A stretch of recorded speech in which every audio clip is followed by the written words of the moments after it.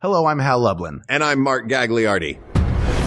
Since the dawn of humanity, one issue has gone unsettled.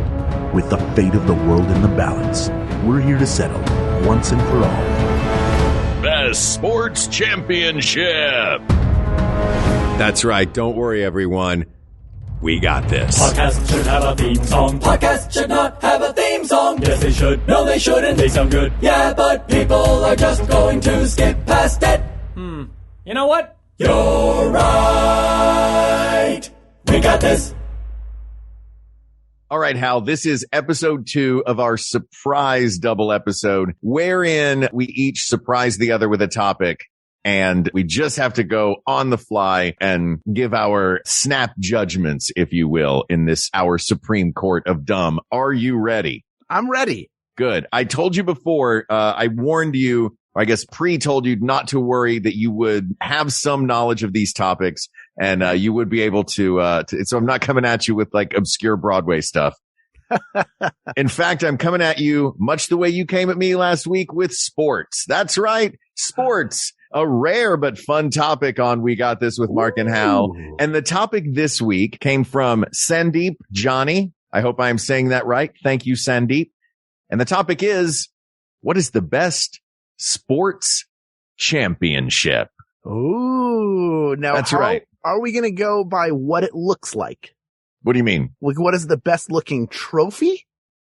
Or what is the best championship in sports? Because there are obviously a ton of championships. Sure. We're going to go with what is the best championship in sports. Not right. Just what, I mean, we can use not trophy. We can use what the physical trophy looks like. Sure. If that's one of the criteria, like you can drink out of the World Cup. You can't drink out of that World Series flag trophy. You mean the Stanley Cup? Of the Stanley Cup. Yeah. I know the answer to this already, but let's talk. What do you mean you know the answer to this already? I know the answer to this already. No, you don't. Yes, I do. Because we are you think you might. We're determining the answer. Bet I do. I bet you don't, but let's see. You have an opinion? Of course. Okay. So what are the criteria for this? The criteria for this, well, let's go over what we think are the contenders first. I already know the answer. Go ahead. You do not already know the answer. Know the answer. Go ahead. We're going to exclude the Olympics because that is not a single sport championship, but rather a series of competitions. No, we weren't. I wasn't planning on excluding the Olympics. Okay. But we can, if you want to take the Olympics off of there, if it narrows it down to what you think is the answer. No, we don't have to narrow it. It doesn't change what my answer is. Go ahead. So is this going to be one of those episodes where you're intractable? No, it's just going to be one. Look, I can be convinced with a solid argument. Okay. I believe we are going to wind up at what is the correct answer. Okay.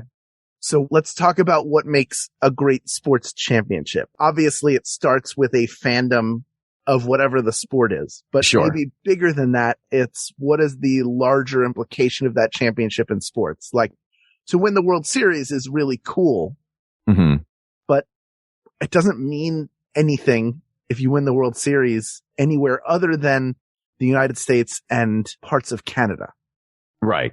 I mean, you're making an argument right now just for the World Cup because all of these sports, we're Americans. So the ones that we're going to be looking at in this are the Super Bowl, the World Series, the Olympics, March Madness, the NBA Finals, Stanley Cup, the Stanley Cup, the World Cup. And I think that might be it. You want to talk about things like the Premier League, like a lot of the. I was looking into this. I was looking into like Premier League Championship and all of the different individual, Champions League. Yes. But I think that World Cup is clearly the dominant of all of the different leagues and tournaments in the global football world. I think the World Cup is at the top of that. Okay, but not so fast. Let's talk about something like the NBA championship. Okay. Okay. Which for a long time didn't mean as much, but it has helped to globalize basketball as a sport. So now. Yeah. More people are aware of the NBA and maybe who the champion is than ever before. So one could argue that championship and the is one arguing team. I'm saying one could argue that is of great importance, maybe greater importance than baseball, which of course also has become global. It's very big in Japan. It's also obviously very big in Central and South America. There are areas there where the talent in baseball far surpasses just sort of homegrown American baseball people. Yeah. Yeah. Baseball's huge in Japan. It's huge in Latin America. Hockey also is a pretty big international. It does encompass 2 different countries that make up the league. And hockey is also popular around the world. It's popular in other places. To me, the Super Bowl, I feel like, is the one that is watched around the world. It is a global event. Yes, I think the Super Bowl is a global event. Sure. And people say the Super Bowl of blank when they're talking about big epic events. We do. Yes. Yeah, we do in the United States. And that, again, that feels more centric to us as Americans. But it is something that is watched that pulls in a global audience. Now, you could say that after the 2018 Super Bowl, it has peaked and there's nowhere left for it to go. It hasn't been as good since then. Is that when the Philadelphia Eagles were in it? Was it? Let me try to remember. Oh, it was. It was. We did win a championship. This is going to be an insufferable episode, isn't it? Look. I should have picked obscure Broadway stuff. You picked this.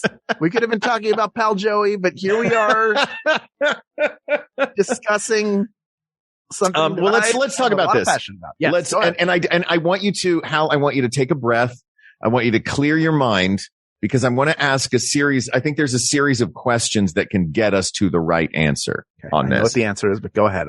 This is why, honestly. This is why I asked you to clear I cleared my mind. Your prejudices. I'm going to write it down. I'll tell you what I'll do. I'm going to write it down. Okay. See what I deal with sometimes, people. You are not going to see it. This is going to be like a magic trick. Okay. Okay. I'm going to write down right now. He's writing the names of all of them down and folding up a bunch of pieces of paper and scattering them throughout the room he's in. Bad news. This marker doesn't work. Let me get another marker. See if this one works. This is a lot of dead air for you to just prove yourself right. No, this is fine.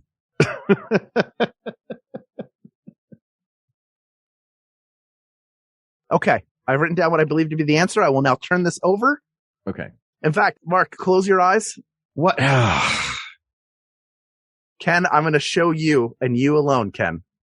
Why? What is happening? Okay. I've shown Ken, who is not watching or listening. Go ahead, Mark. I think there's a series of a few questions that can get us to where we want to go, or can get us to a correct answer. Sure. Let's ask question number 1. Is it one event or is it multiple events? As far as like the championship itself, are we looking at a full tournament or are we looking at a final game? Or are we looking at, is the championship, if we're talking about the NBA, is the championship, are we looking at the whole tournament? Are we looking at the NBA 2-team final series? Or are we looking at the final game of the final series? You know what I mean? Which one of those is the championship? In my opinion, you need to take it as a whole. So an entire tournament. The whole of the play, like to say March Madness, the last several, I feel like NBA or NCAA championship games. And there's no way March Madness is the winner. There's just no way. As great of a tournament as it is, it's fun to have a bracket and fill it out. But the championship games by and large have been terrible and lopsided and very poor basketball being played. So you're looking at the best college sport. And I think college sports are great. I have trouble getting invested in them because I know that the majority of the people who play in college and are very good can't play. You know, you take the best college team and put it up against the worst professional team, and the worst professional team will run circles around them. Yeah. Because they're all professional. But isn't that all sports? Yes. I think the worst professional football team is still going to beat the best college football team. Yes. Yes, I do agree with that. It makes it hard for me to get as invested in college sports. And I also think that this tournament is unique to this field of 64, and the bracketology is what makes March Madness exciting, and the idea of upsets. Like that's what a playoffs is all about, right?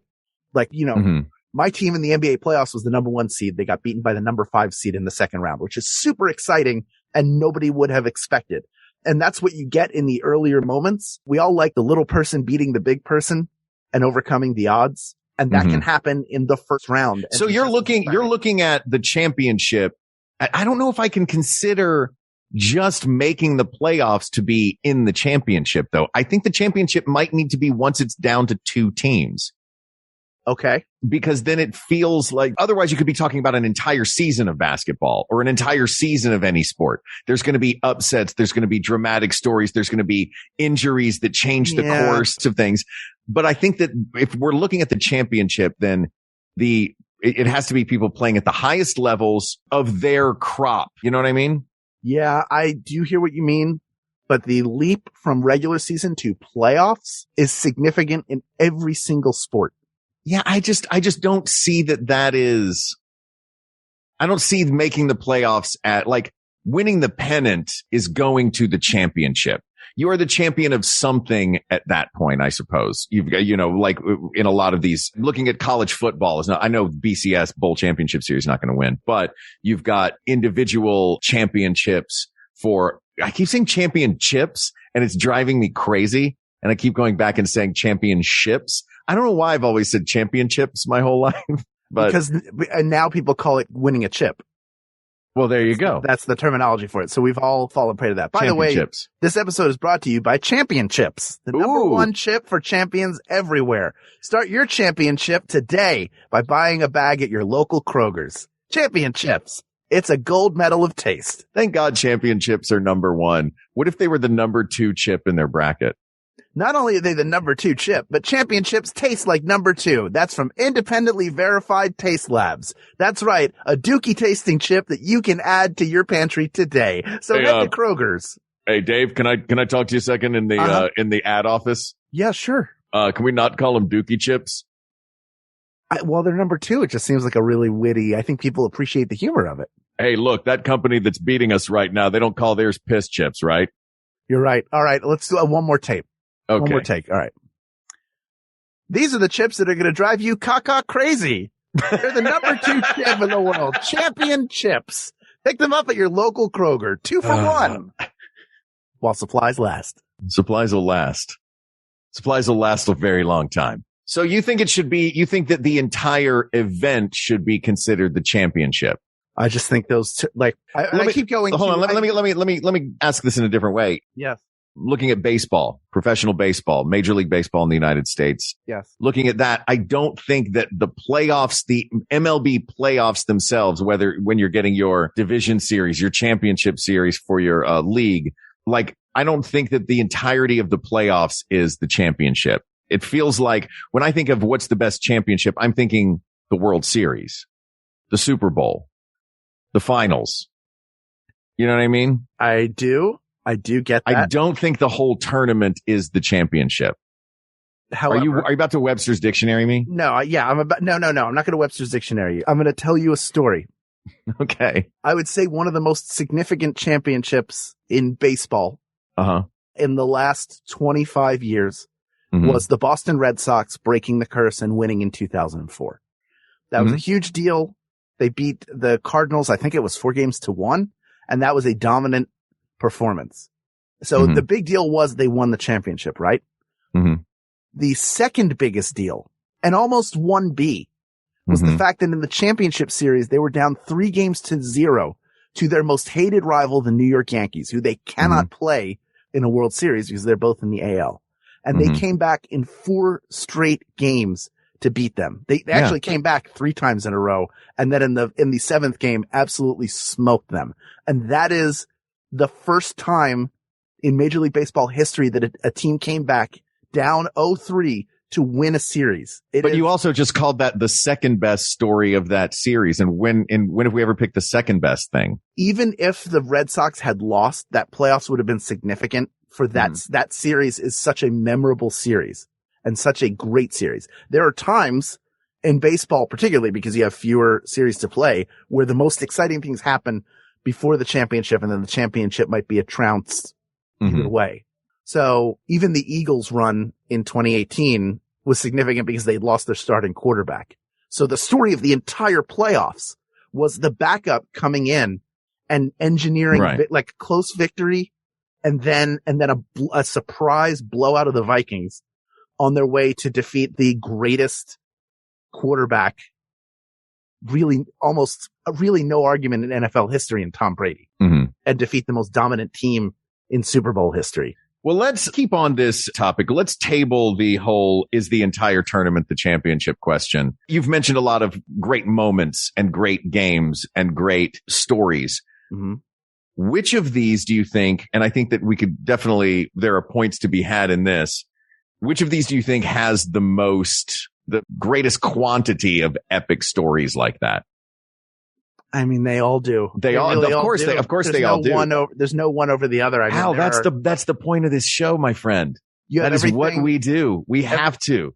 You have everything from Babe Ruth calling his shot to the walk-off by the Pittsburgh Pirates in 1960, I think, to the ball going through Buckler's legs in baseball, to Michael Jordan's flu game, to Magic Johnson taking over at center as a rookie for an injured Kareem Abdul-Jabbar to beat the Sixers in Philadelphia.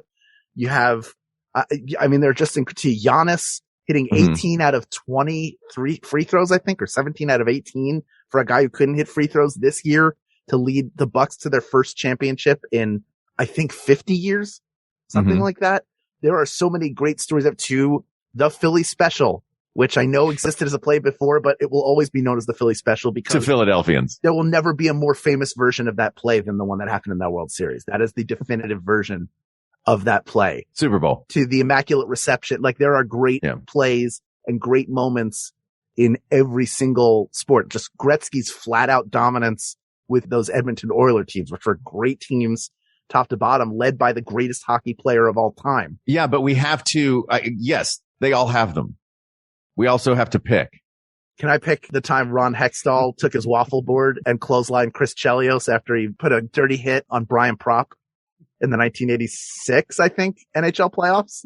What is I don't know what a waffle board is. So a goalie has the chest big plate? glove. No, the goalie has a big glove that looks like a baseball glove in their offhand. Then the hand that's holding the stick has a giant board on it called a waffle board, which is something else they can block the puck with. So and he just flat out laid across Chelios. Chris Chelios was a defenseman at the time for the Montreal Canadiens, a Hall of Fame hockey player who put a dirty hit on one of our scorers, Brian Propp.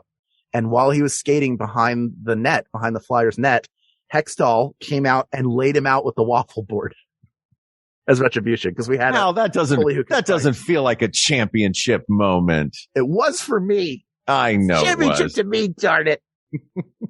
Yeah, all sports have great moments. I mean, the World Cup has a ton of great moments as well and plays that have gone down in infamy. So I don't think any of them wins on having more moments than the other because it just depends on which sport you follow the most closely. I would argue that we should take a break. And then when I come back, I will make a case. I'm sorry, when I come back? Yeah.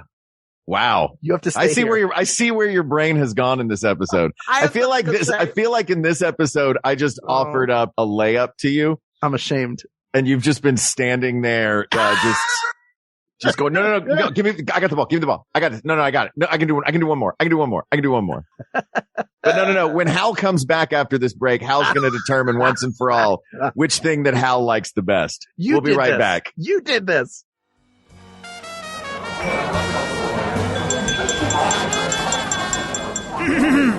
Hey, excuse me, everybody. I just wanted to say a few words about the beautiful couple. I've known you two for a long time, and you get along like peanut butter and chocolate. Or, like comedy and culture, like Maximum Fun podcasts. Actually, they're having a block party from October 11th to October 22nd, and that's kind of like your party, right?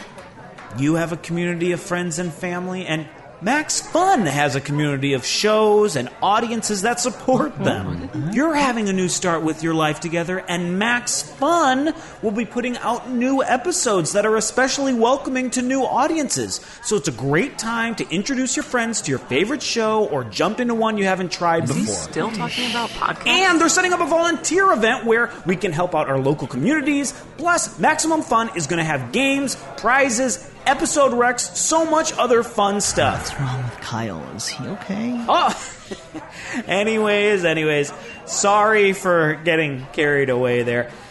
If it's all right with everybody here, let's all raise our glasses for a toast to the Max Fun Block Party, which you can learn more about at MaximumFun.org/block party. And don't forget to join in on October 11th. Actually, that sounds pretty cool. Okay. What I was going to say, and have been saying, is I think that what wins this is going to have to be something that has global appeal. Yeah. I think that's has to be right. Isn't that the greatest? Wouldn't that be the greatest sports championship? Of course. Which is why I would argue against anything where it's all American teams or mostly American teams.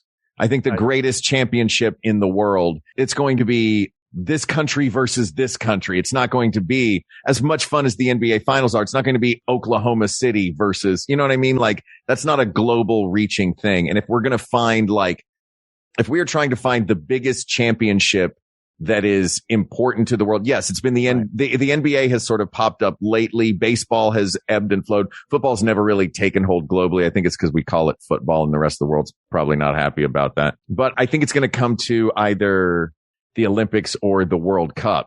And that, as far as this particular criterion is. Do you watch a lot of sport? I know you watch like football. You watch college football and pro football. I watch a lot of football, a lot of baseball, some basketball, and I like to watch. I've started watching. Our buddy Tommy got me into watching football with LAFC games, which I really like. But yeah, why are you like sports shaming me so you can win? No. I just want to understand. I feel like you do watch a lot of sports, but I don't know what you follow or how much you follow it because we don't. Sports is something that you and I don't talk about a lot. We talk about a million other things, both on the podcast and just when we're talking IRL. But I don't think sports is necessarily one of them. No, we never. Because you follow different things than I follow. You follow more basketball than I follow. I think I follow probably more college football than you do. For sure. And, I guess our crossover is baseball. That's true. Yeah. It is. But you know way more baseball than I do. You know way more about sports in general than I do. I'm giving you grief right now, but I know that you're way more equipped but I'm coming at this again, like I do sometimes with like our Star Trek episodes. Yeah. Or things that I'm not as well versed in. I'm coming to it I'm trying to look at it as an outsider and to objectively see, like, if we're looking at what is the best sports championship, I think it's got to be something that the layperson can enjoy as much as the superfan can enjoy, because that also is where you wind up getting those huge audiences where fever for a team will take hold for people that don't normally watch a sport. And I think that's the quadrennial games, being the Olympics and the World Cup, are some of those championships that like walking through New York City when the World Cup was happening was amazing, because any ethnic neighborhood that you passed, not even a whole neighborhood, maybe like a family run Italian business or this German beer garden, where people of all cultures from around the world are gathered around these TVs cheering for a sport that's pretty easy to figure out how it works. And you can get these giant, massive swells of energy globally for something that is not necessarily a thing that people watch every day. But once that championship happens, that's when it, booms and becomes a thing that the whole world pays attention to. The whole world does pay attention to the Super Bowl. I don't know how much of the world pays attention to the World Series and the NBA Finals or the Stanley Cup. For sure. Yeah. None of those are contenders. And even the Super Bowl, people watch it, but I would agree with you that it needs to be something that's rare. Mm-hmm. And what both of them have, what the World Cup and the Summer Olympics have, is there's a sense of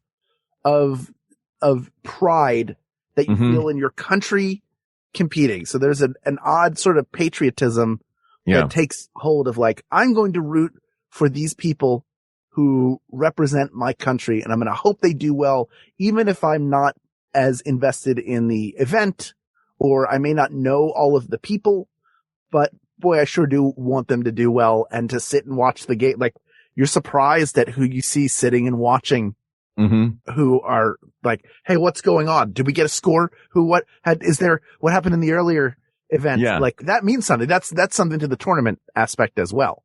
Right. And that though comes back around to, in that case, I guess, is the final game the championship though? You know what I mean? Are we looking at the whole tournament? Or are we looking at the championship moment at the end?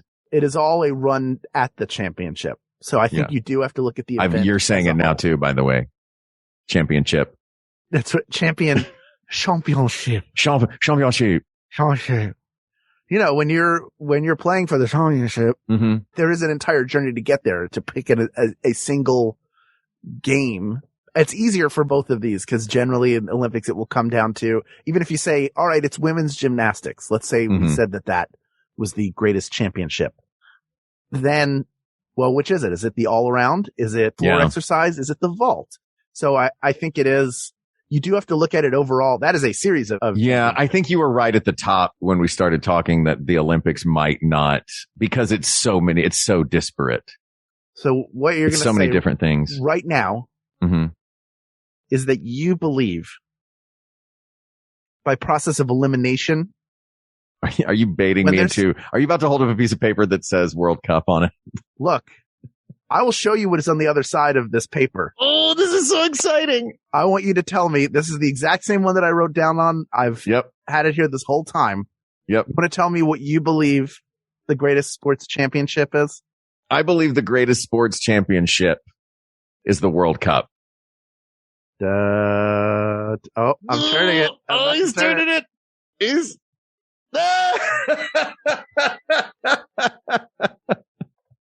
Look, people of the world. Wow. I am not a big soccer/football fan. I'm just not. I played as a kid, back-to-back champion, goalie for the Mayfair Shamrocks. Thank you and you're welcome. But I've never gotten into it, and I am not, when the World Cup comes on, I will watch it. I would watch it at work during lunch because there were so many huge fans who are from, we have people from all around, all different diverse backgrounds who are watching the World Cup and rooting on different teams. And I would enjoy watching it on their behalf. And I recognize about it that it is a more compact global event around one sport that means a ton. And I know on the American side that we always are hopeful for the men's team and they almost always fall short. Meanwhile, the women's team is straight dominant. And that's what makes it, the fact that it's a global sport, that the only place it's not popular is here in Dirt Bike Central, is an embarrassment. An embarrassment. Yeah. I'm not saying we replace any of our sports. I'm saying let's make a little bit more room for one of the oldest games in the world and appreciate football/soccer outside of the World Cup, which is the greatest sports championship of them all. Asked and answered. You have a great poker face, my friend. Thank you. As soon as you said it, I was like, oh, it's got to be the World Cup. Yeah. It has to be. It's literally the name of the trophy preceded by the word world. And you have to qualify just to get into it. Yeah. And then it's grueling to get through it because you don't know what group you're going to be put into. And then it moves it's amazing to watch it. It's amazing to watch good teams. And when you watch it, you kind of understand the sport a little bit more. Any sport. Listen, if you ever decide, I know our listeners are by and large not huge sports fans, which is 100% fine. But if you're interested in a sport, I encourage you to watch it. You just have to watch it. And the more you understand about what's going on, the more exciting it becomes because you know what's happening at any given moment, rather than if I look and just see a bunch of people playing keep away with a soccer ball, you see them setting up to create a shot, and that's rare and XYZ. There's just stuff I don't even understand about the sport that if I understood would make me a bigger fan of it. So just to educate yourself, or if it's not for you, that's fine too. Asked and answered. Did I already say that? I said it again. Well, say it again. Say it again. I love it. Asked and answered. Did you ever hear, real quick before we, I said asked and answered. Asked and what answered. What is wrong with us today? Championships. The number one chip to make number two. Again, I've got to call you back into the office. Well, have you had a bag? Yes, I have. They're actually pretty good. They don't taste like poop. Well, I can smell what came out of your corporate restroom. So I think we know what they cause. And we should just be honest about it because people like laxatives and snacks. Snackatives. TM. Asked and answered. Do you remember when the Senegalese team was making a pitch on American radio after the American men were eliminated from the tournament? The Senegalese coach was amazing. He came on American radio and was like, hey, Americans, your men's team is out. We're pretty great. Root for Senegal. Nobody expected us to get as far as we got. Come on. You know you want to root for us. And so for the rest of the tournament, I rooted for Senegal. They got pretty far. Yeah. Like, I love the World Cup. This topic is closed, but there are many more topics to discuss. So please reach out to us on Twitter at WeGotThisTweets or email us at WeGotThisPodcast@gmail.com or go to our Facebook group. Talk about the sports championships you like, or if you don't like sports championships, you just post, talk about what you do like. Let's just share chocolate chips, we love. Potato chips. Oh, yes. I love all those championships. Go to Facebook.com/groups/We Got This Podcast and let the conversation continue. Thank you to producer Ken Plume, researcher Kate McManus, graphic designer Uri Kelman, and QA engineer Jen Alba. And thanks, of course, to our musicians, Jonathan Dinerstein and Mike Furman, for our score and theme song, respectively. And thanks to you, the people of the world, for giving Hal and I a chance to sit and actually talk a little bit about sports, which is not a thing that we do very often, and it's really fun to do. Thank you for giving us a chance to do that. Y'all are awesome. Thank you, thank you, thank you. For Hal Lublin, I'm Mark Gagliardi. For Mark Gagliardi, I'm Hal Lublin. And don't worry, everybody. We got this. We got this. What was that? Vuvuzela. Oh, my God. MaximumFun.org. Comedy and culture. Artist owned. Audience supported.